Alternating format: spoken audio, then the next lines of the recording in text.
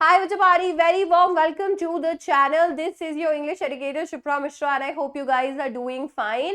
तो English literature अब उतना आसान नहीं रहा है जितना एक टाइम पर हुआ करता था, जब हम लोग इंग्लिश लिटरेचर में सिर्फ और सिर्फ समरीज पढ़कर चले जाते थे और क्वेश्चन कुछ भी पूछे समरी ही लिखकर आ जाते थे। और कमाल की बात तो ये है कि हमें नंबर भी मिल जाते थे। इंग्लिश लिटरेचर अब कॉम्प्लिकेट हो चुका है। कॉम्प्लिकेटेड क्वेश्चंस को अगर आप देखना चाहते हो तो आप सैंपल पेपर चेकआउट कर सकते हो, प्रीवियस ईयर पेपर्स चेकआउट कर सकते हो और आपका एडिशनल प्रैक्टिस पेपर भी चेकआउट कर सकते हो। सिर्फ अगर लिटरेचर सेक्शन को वहां पर देख लोगे तो आपको अंदाजा लग जाएगा कि कॉम्पिटेंसी बेस्ड क्वेश्चंस बहुत ज्यादा पूछे जा रहे हैं।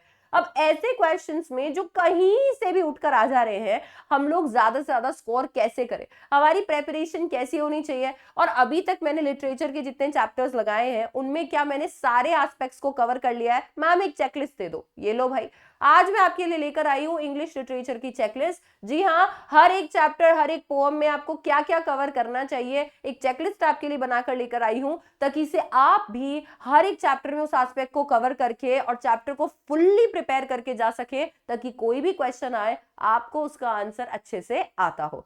तो चलो फिर फटाफट से शुरू करते हैं। देखो यार, सबसे पहली चीज है अबाउट दी ऑथर। पहले ऑथर्स को बिल्कुल भी तवज्जो नहीं दी जाती थी, बट अभी आपको पता है हम भी ओपी करने लग गए हैं। सारे ऑथर्स, सारे पोएट्स को ओपी करते हैं ताकि सबका नाम हमें याद हो। पर सिर्फ नाम से ही काम नहीं चलेगा। बहुत सारे जगह पे ऑथर की राइटिंग स्टाइल पूछ ली जाती है, उनका कनेक्शन स्टोरी के साथ क्या है पूछ लिया जाता है। तो आपको ऑथर के बारे में पढ़ के जाना है। थीम, बच्चों थीम भी, इस क्वेश्चंस भी आते हैं और थीम को आपको अपने आंसर में भी इंक्लूड करना होता है। जो भी मेन थीम है, सब थीम है, वो सब आपको पता होना चाहिए आपके चैप्टर्स और पोएम्स के लिए। टाइटल जस्टिफिकेशन, टाइटल जस्टिफिकेशन का डायरेक्ट क्वेश्चन भी बनता है और टाइटल जस्टिफिकेशन आपको भी कभी कभी करना पड़ता है अपने आंसर में। तो आपको पता होना चाहिए कि on the face of it का title on the face of it कैसे पढ़ा। इसके साथ में आता है आपका एनसीईआरटी हाईलाइट। अभी तक अज्यूम करके चल रही हूँ कि एनसीईआरटी तो आपने पढ़ ही लिया होगा। एनसीईआरटी अगर आप रीड कर लेते हो तो वहां पर कुछ डायलॉग्स, कुछ ऐसे स्टेटमेंट्स, कुछ ऐसे क्लाइमैक्स आ जाते हैं, कुछ ऐसी चीजें आ जाती हैं जो कि ट्विस्ट की तरह काम करती हैं। कुछ ऐसी इंपॉर्टेंट लाइंस आ जाती हैं जो हम हमारे आंसर्स में लिखना चाहते हैं। तो आपको अपनी एनसीईआरटी में उन्हें हाईलाइटेड रखना है, क्योंकि आखिरी दिन पर मौका नहीं मिलेगा और कुछ भी रीड करने का। पूरी एनसीईआरटी तो कतई रीड नहीं कर पाओगे। हाईलाइट करके रखोगे तो आराम से आपको पता चलेगा, अच्छा इसने ये बोला था, इसने ये बोला था, और पूरा स्टोरी आपके सामने तैयार होगा। अगर आपने ये नहीं भी किया है तो चल जाएगा, अगर एनसीईआरटी को थॉरली रीड कर लिया है। इसके बाद में आते हैं आपके कीवर्ड्स और फ्रेजेस। कितनी बार हम आंसर लिखते हैं और हमारे टीचर बोलते हैं कि यार इसमें कीवर्ड्स नहीं है, इसमें की फ्रेजेस नहीं है। अरे कीवर्ड्स और की फ्रेजेस होते क्या है बेटा? कोई भी जो चैप्टर होता है उसके अंदर आपको कुछ ऐसे वर्ड्स देखने को मिलते हैं जो चैप्टर स्पेसिफिक होते हैं, उन्हीं को हम कीवर्ड्स या की फ्रेजेस कहते हैं। अगर उन्हें आप अपने आंसर में इंक्लूड करते हो तो टीचर को पता रहता है कि आपने एनसीईआरटी अच्छे से पढ़ी है। फॉर एग्जाम्पल, अगर हम लोग रैट रैप चैप्टर की बात करें तो वहां पर ब्लैक स्मिथ को स्टेनस्ट्रॉम बोला है ना, तो वो एक कीवर्ड हो गया। इसके साथ में वहां पे एक फ्रेज का इस्तेमाल किया है, लायंस डेन। अब लायंस डेन आपको और किसी चैप्टर में देखने को नहीं मिलेगा। तो ये की फ्रेजेस और कीवर्ड्स आपको ध्यान में होने चाहिए। फिर आपको पता होना चाहिए कैरेक्टर्स के बारे में, कौन से चैप्टर में कौन कौन से कैरेक्टर्स हैं और उनकी क्या क्या ट्रेट्स है, तभी जाकर चैप्टर कंप्लीट होगा। ये पोएम्स में भी होना चाहिए, जैसे कि माय मदर एट 66 और एंड जेनिफर्स टाइगर, क्योंकि ये कैरेक्टर ओरिएंटेड है। इसके बाद आते हैं आपके प्रीवियस ईयर क्वेश्चंस। देखो बोर्ड्स है तो प्रीवियस ईयर क्वेश्चंस तो बहुत ही कॉमन सी चीज है जो आपको करनी ही करनी है, क्योंकि बोर्ड हमेशा, क्योंकि सिलेबस सेम है तो अपने क्वेश्चन को रिपीट करता रहता है, कभी कभी सीधा सीधा और कभी कभी घुमा फिरा के, पर क्वेश्चन जरूर रिपीट होता है। इसीलिए पीवाईक्यूज करके जाना सबसे बेस्ट चीज होगी। हर चैप्टर के प्रीवियस ईयर क्वेश्चन लगाओ। एनसीईआरटी क्वेश्चन ऊपर ऊपर से देख लो, एनसीईआरटी क्वेश्चन का लेवल और अब आने वाले लेवल में रात दिन का अंतर है। एनसीईआरटी के क्वेश्चंस यहां पर है और अब यहां पे इस लेवल के क्वेश्चंस पूछे जाते हैं, पर फिर भी देख कर जाओ क्योंकि इन्हीं से इंस्पायर्ड होकर क्वेश्चंस बनाए जाते हैं। फाइनली आपको अपनी खुद की समरी भी तैयार रखनी चाहिए।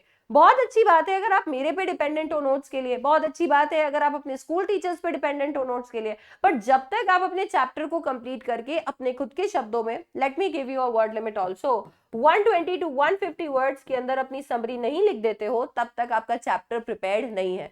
क्योंकि अगर आपने चैप्टर में ये सारी चीजों को चेक कर भी लिया और अगर आप ये नहीं कर पाए, दैट मीन्स आप उसे रिटेन नहीं कर पाए हो और एग्जाम में इन सारी चीजों के भूलने के काफी ज्यादा चांसेस है।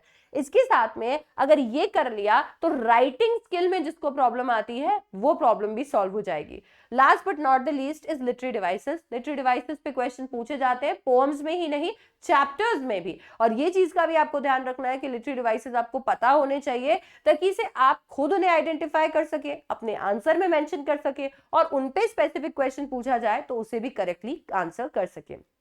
सो ये है आपके लिटरेचर की चेकलिस्ट। घबराओ मत, अभी भी बहुत समय है, ये सब कुछ आप कंप्लीट कर सकते हो। बस साथ दो मेरा, मैं आपकी मदद करूंगी एक एक बॉक्स को चेक करने के लिए।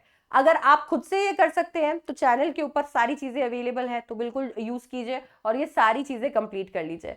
बट अगर आप लाइव मेरे साथ इसे कंप्लीट करना चाहते हैं तो मेरे साथ जुड़िए संकल्प इंग्लिश में, जो कि एक बहुत ही कमाल का बैच है। एक ऐसा बैच है जो मैं आपके लिए लेकर आई हूं अड्डा पे, और ये जो बैच है, ये बैच आपको नीचे लिंक पे आप जैसे क्लिक करोगे ये पेज खुल जाएगा और इस पेज पे आपको ये बैच मिल जाने वाला है। यहाँ पे आपके लिए सब कुछ है, सारे live classes, recorded classes available है, आपके डाउट सॉल्व किए जाएंगे, मॉक पेपर्स दिए जाएंगे, ई बुक्स अवेलेबल है, सारे नोट्स, सब कुछ यहाँ पर आपको मिलेगा। और ये जो बैच है, ये बैच पे अगर आप व्यू ऑफर्स पे क्लिक करके हमारा कोड लगा दोगे, हमारा कोड हमारी आर्मी का कोड है SDC18। जी हाँ, SDC18 कोड अगर आप लगा दोगे तो आपको यहाँ पर मिल जाने वाला है मैक्सिमम डिस्काउंट। जी हाँ, आपको यहाँ पर मैक्सिमम डिस्काउंट मिल जाएगा और ये बैच 663 रुपीज के अंदर अवेलेबल हो जाएगा। अभी एनरोल करो इस बैच के अंदर और कंप्लीट करो इंग्लिश लिटरेचर की चेकलिस्ट। और इंग्लिश लिटरेचर की क्यों, सारे इंग्लिश की चेकलिस्ट, क्योंकि इस बैच में मैं लिटरेचर के साथ में राइटिंग सेक्शन और रीडिंग सेक्शन भी कवर करा रही हूं। So I will see you in the batch. और इसी तरीके के और वीडियोस के लिए चैनल को भी सब्सक्राइब कर दो, फटाफट से वीडियो को लाइक करो, अपने फ्रेंड्स के साथ शेयर करो और चैनल को सब्सक्राइब कर दो। I will see you in the next one. Thank you so much for watching. Bye bye, take care.